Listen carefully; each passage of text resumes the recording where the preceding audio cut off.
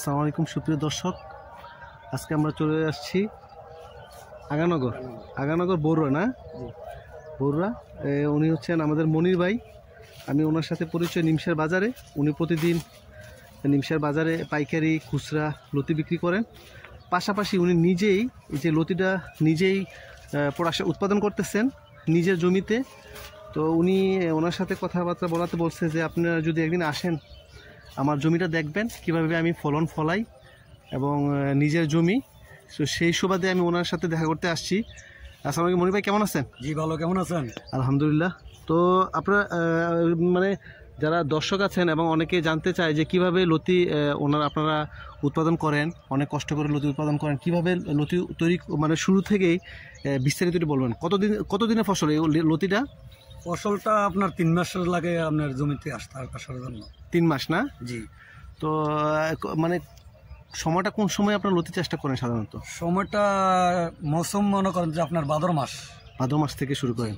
ভাদ্র মাস থেকে। আর টোটাল সময়টা কতদিন লাগে লতি টোটাল কচু প্রসেসটা তৈরি শেষ করতে? 1 বছর।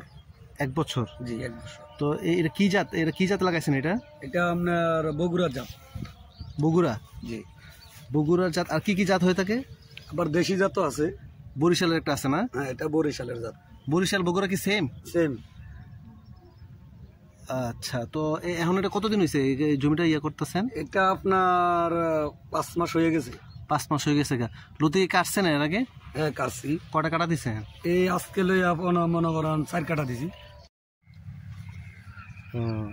আরো আছে কিছু কাটছেন আর কিছু রয়ে গেছে না? ওই আপনার দুপুরবেলা বদলা আসলো তো। হ্যাঁ হ্যাঁ। উনি তো মনে হয় খেয়াল নাই, এখন সাইডে নিয়ে গেছে।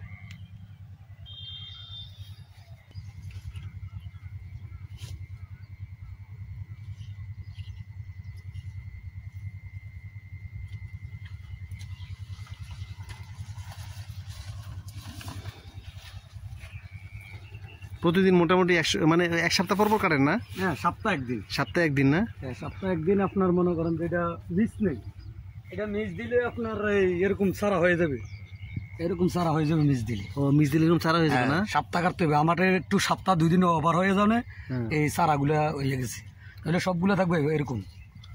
আচ্ছা আচ্ছা আচ্ছা, 4 কাটা দিচ্ছেন। তো মানে এটা টোটাল 1 বছর ভিতরে মানে 4-5 মাস সময় থেকে শুরু করেই লতি কাটাটা শুরু হয় না? 3 মাসের থেকে আপনার শুরু হয়ে যায়, লাগানোর 3 মাস পরের থেকে আপনার কাটা শুরু। আচ্ছা, আর তারপরে লতি কাটার পরে যখন লতি কাটা একবার শেষ পর্যায়ে আপনার গাছটা সহ একবারে বাজারে বিক্রি করে দিবেন না? কচুটা বিক্রি করে দেয়। ওই যে কচু যে শাকসবজি বা সবজির জন্য বা এমনি খাওয়ার জন্য। আর এমনি মেইন প্রোডাকশন আমরা লতিটার জন্যই করছেন না জমিটা চাষ? লতিটার জন্য। এখন বর্তমান বাজারে লতির দাম কেমন? বর্তমান এখন একটু রেট কম আছে, 40, 45, 50 এরকম। মানে এটা কতটুকু জায়গাতে করছেন? এটা আপনার 24 শতাংশ জায়গা। 24 শতক। কতগুলা চারা লাগাইছেন? আপনার লাগাইছি 2000 চারা। 24 শতকে 2000 চারা না? জি। আচ্ছা, তাহলে চারাটা কি আপনাদের নিজেরা না নিয়ে আসছেন কোথা থেকে? না, আমরা নিজেরা ওই জমিনের থেকে। আপনার কত বছর ধরে এটা চাষ করতেছেন কচু? এটা আপনার সারা লাইফ যে আপনার করান যাবে, কোনো সমস্যা নাই। না, আপনি কত বছর ধরে কচু? আমি তো এটা আপনার প্রায় 10-15 বছর এরকম কচু লতি বা কচুর সাথে আপনি চাষ একটা ভালো একটা অভিজ্ঞতা, 10-15 বছর ধরে চাষ করতেছেন।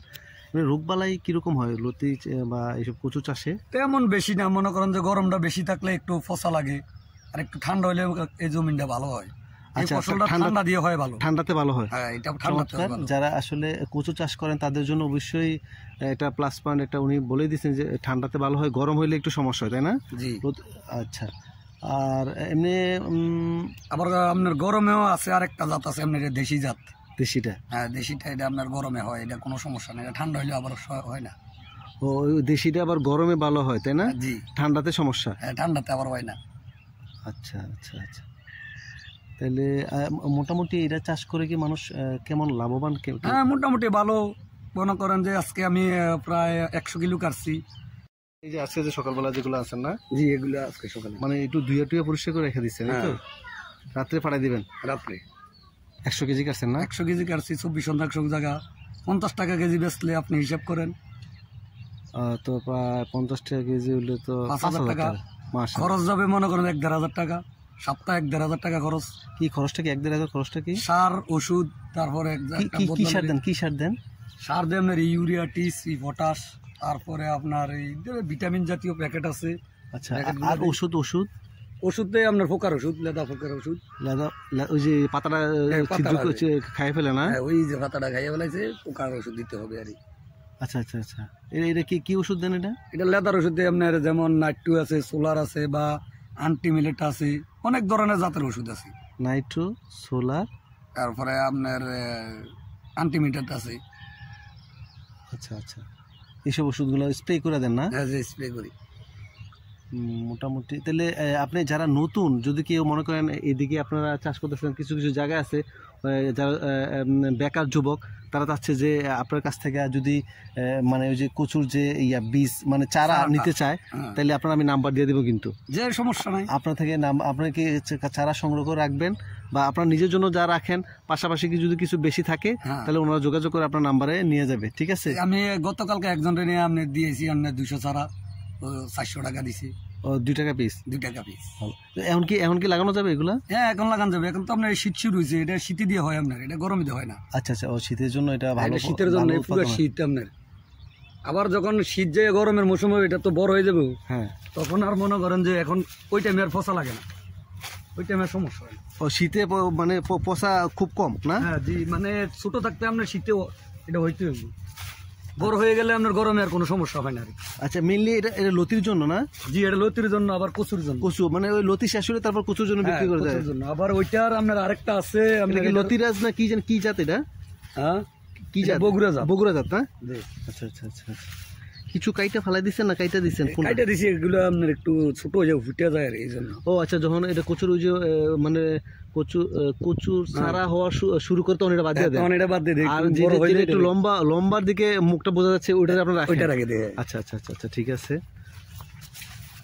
আপনার ওইটা আবার আপনার ফুলবার হয়, এটাতে আবার ফুসু বার হয়। আচ্ছা আচ্ছা, ওইটা আবার বিক্রি হয় আপনার। আচ্ছা, মাঝখানে আবার এটা কালো কচু, এটা আপনার এটার নাম দিছে আপনার বিন্নি। বিন্নি কচু না? হ্যাঁ, এটা বিন্নি কচু। আচ্ছা আচ্ছা আচ্ছা আচ্ছা, এটা চমৎকার, এটা অনেক বড়। এটার মধ্যে কিন্তু অনেক বড় জাতের কচু আছে। এটা বড় হয় আপনার, আস্তে ধীরে ধীরে বড় হয় আর।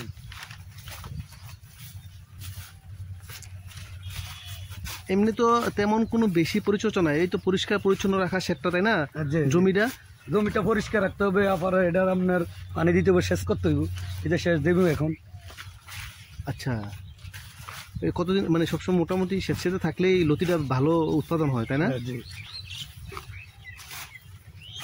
আচ্ছা, তাহলে মানে বেকাররা যদি নতুন করে এরকম কচু চাষ করে, বা অবশ্যই লাভবান হবে, আপনি কি মনে করেন? যে লাভবান হবে, এটা তো আপনার কোনো লস নাই।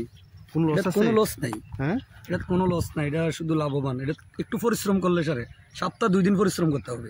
সপ্তাহে 2 দিন পরিশ্রম করলে মোটামুটি। আবার অনেকদিন দেখা যায় একটু কাজ বেশিও থাকতে পারে, এমন দিন দেখা যায়। বিশেষ করে গাছটা যেন পরিষ্কার পরিচ্ছন্ন থাকে। হ্যাঁ, বিশেষ করে মাঝে মাঝে একটু পানি দেওয়া, বা একটু সারটা লাগলে দেওয়া, এই তো। আর তো তেমন কিছু বেশি ঝামেলা নাই, এমন কিছু নেই। সুপ্রিয় দর্শক, যারা আপনারা নতুন করে চাষ করতে চান, তারা অবশ্যই মনির ভাইয়ের যে অভিজ্ঞতা, উনি বলতেছেন এখানে ভালো লাভ আছে, এবং নিজেরা চাইলে নিজেদের যে অনাবাদী অনেক জমি রয়েছে, পাশাপাশি একটু যারা নিচু একটু জমি, ওই জমিটাতে একটু ভালো কচু হয়, তাই না? কচু বা কচু লতি চাষ করে, বা একটু উঁচা হলেও আরো ভালো হয়। উঁচা হলেও ভালো, সমস্যা নাই। উঁচা হলে বর্ষাকালের জন্য মনে করেন বৃষ্টিপাতের জন্য একটু সুবিধা ভালো। আচ্ছা আচ্ছা আচ্ছা, নিচু জমি হলে বর্ষাকালে আপনার পানিটা প্রচুর হয়ে গেলে একটু পানির সমস্যা হয়, গাছটা আপনার মুছে যাওয়ার সম্ভাবনা থাকে। আচ্ছা আচ্ছা, ও বেশি পানি হলে আবার সমস্যা আছে? বেশি পানি হলে আপনার আবার ফসল লাগে। আচ্ছা আচ্ছা, 2 দিকে খেয়াল রাখতে হবে, তাই না? জি।